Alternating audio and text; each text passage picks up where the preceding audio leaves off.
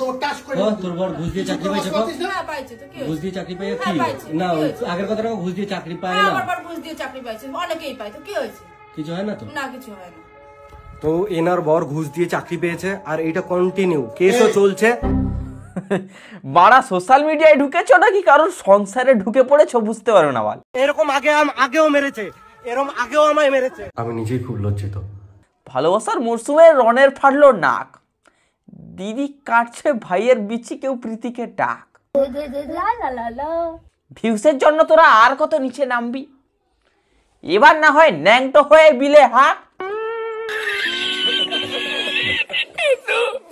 এই পৃথিবীর সব মজা একদিকে, আর অন্যের বাড়ির ঝামেলা দেখার মজা ওহো ওটা আলাদাই মজা, মানে ওটা আর একদিকে। না না আমার বাবু ওইসব সব নেই যে অন্যের বাড়ির জানলা দিয়ে কি হচ্ছে, ওর বাড়িতে কি জিনিস ঝামেলা, ওগুলো দেখবো। ঠিক আছে, বাট তুমি যদি তোমার বাড়ির ঝামেলাটাকে কন্টেন্ট বানাও ক্যামেরাবন্দি করে, তাহলে I love this content. And অবশ্যই আমি এখানে বলবো না যে কে ঠিক কে ভুল, আমি ভাই ওই মজাই দেখতে বসছি। ঠিক আছে, তো এনার বর ঘুষ দিয়ে চাকরি পেয়েছে আর এটা কন্টিনিউ কেসও চলছে। এরপরে এনার বরের ফটোটা আমি অ্যাড করছি, এটা হচ্ছে এনার বর।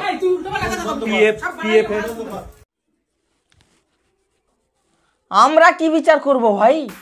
পুলিশ টুলিশকে খবর দাও। আরে আমরা সোশ্যাল মিডিয়াবাসী, আমরা শুধু মজাই দেখি। তো কি চলছে বন্ধু? ফেব্রুয়ারি মাস, এখন অনেকের অনেক কিছু ফাটছে, বয়ফ্রেন্ডের গাঁড় ফাটছে আর গার্লফ্রেন্ডের সে যাই হোক না কেন, আপাতত আমাদের রন্দার মুখটা ফেটে গেছে, কারণ সে তার দিদিকে বলেছিল ভুলে যাও এক্সকে সুযোগ দাও। নেক্সট কে?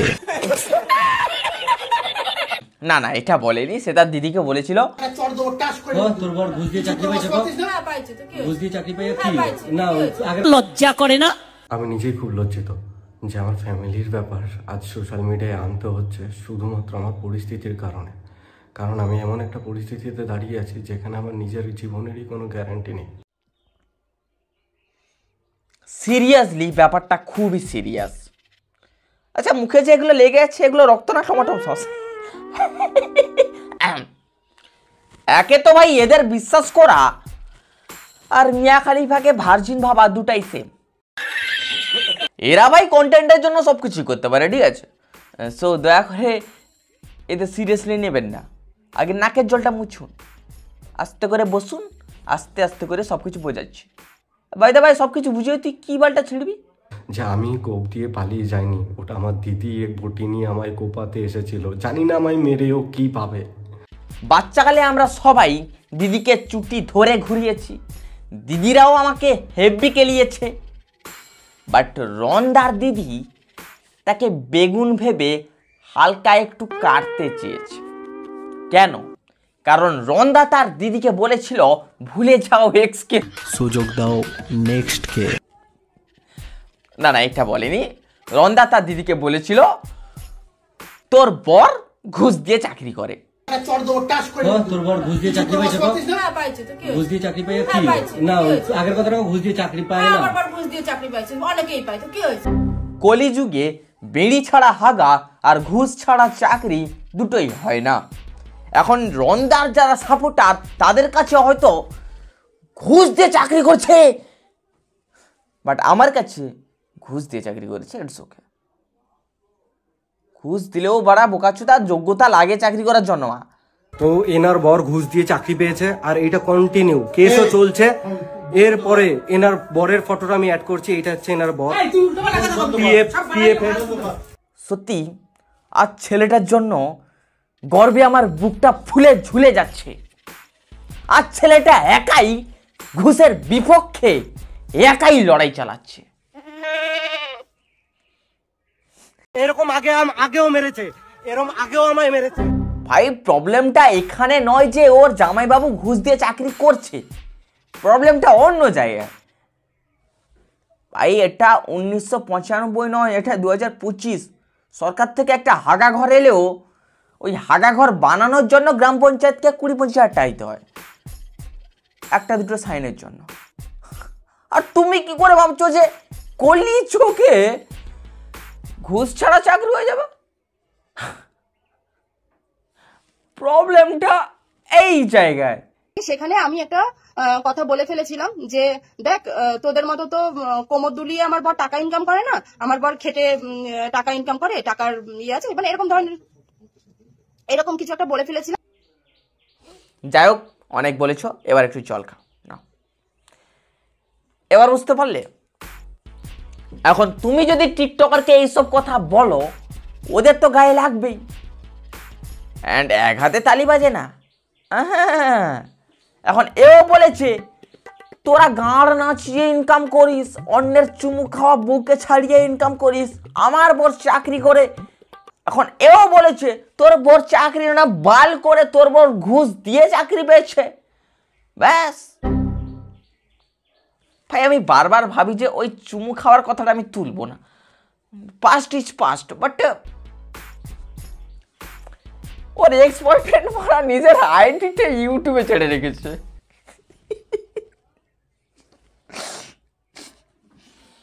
এভারগ্রিন কন্টেন্ট ভাই, এটা লাইফ টাইম চলবে।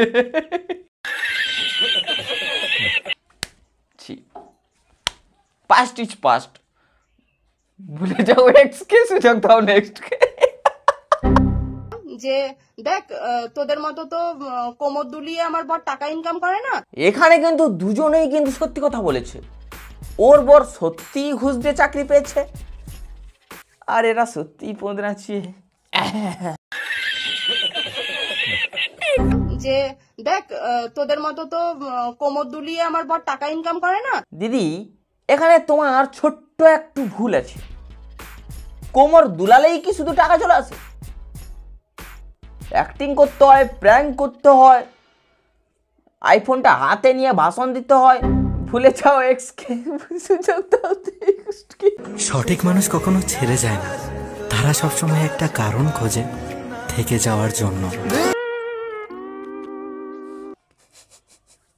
এইসব বড় বড় উল্টাপাল্টা ভাষণ দিতে হয়। দেখুন, হ্যাঁ বুঝতে পারছি, এইসব ভাষণ শুনে মনে হয় হ্যাঁ ঠিক কথাই বলেছে, ওয়াও নাইস, ভেরি নাইস। দেখ ভাই, সঠিক মানুষ বলে কিচ্ছু হয় না, বেটার মানুষ পেলে তোমাকে বল কেউ চিনে না।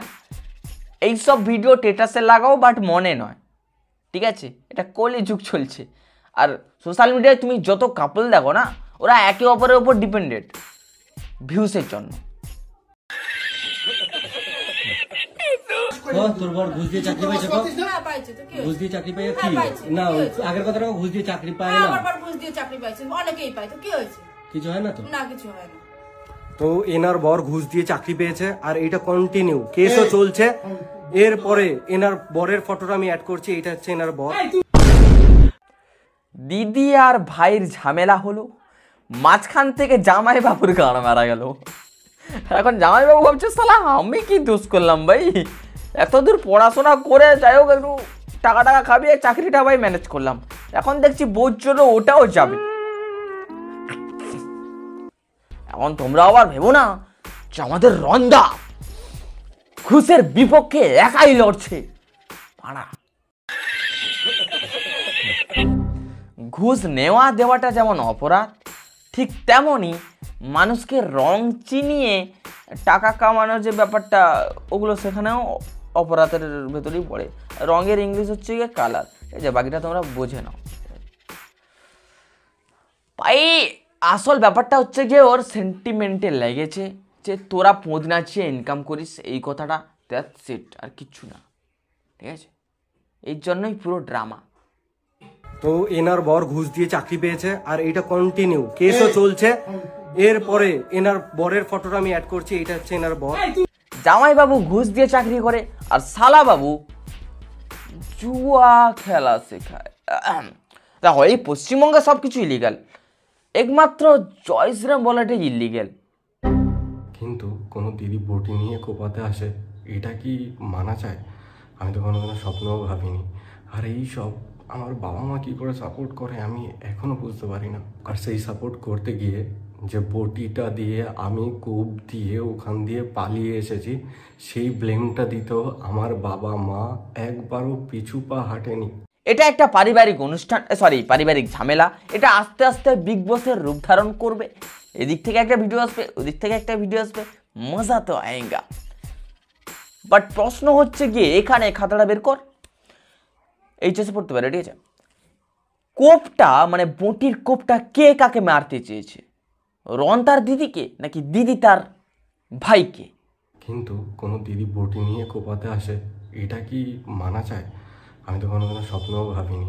আর এই সব আমার বাবা মা কী করে সাপোর্ট করে আমি এখনও বুঝতে পারি না। আর সেই সাপোর্ট করতে গিয়ে যে বটিটা দিয়ে আমি কোপ দিয়ে ওখান দিয়ে পালিয়ে এসেছি, সেই ব্লেমটা দিতেও আমার বাবা মা একবারও পিছু পা হাঁটেনি।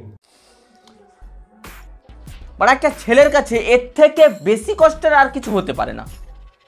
এ বাল, কেমন একটা বাংলা সিরিয়ালের ক্রিপ মনে হচ্ছে না?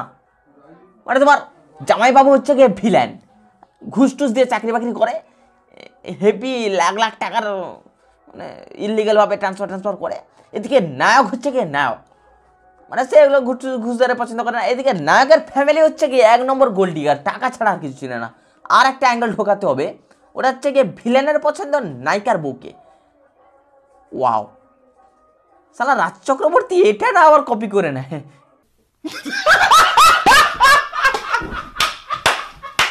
যাই হোক, আপাতত রন্ধার জীবন জি বাংলা হয়ে গেছে। এ প্রীতি দিদি কোথায়? এই তো হচ্ছে। ওয়াও মামা, ত্বকটা কি সুন্দর। লা লা লা লা।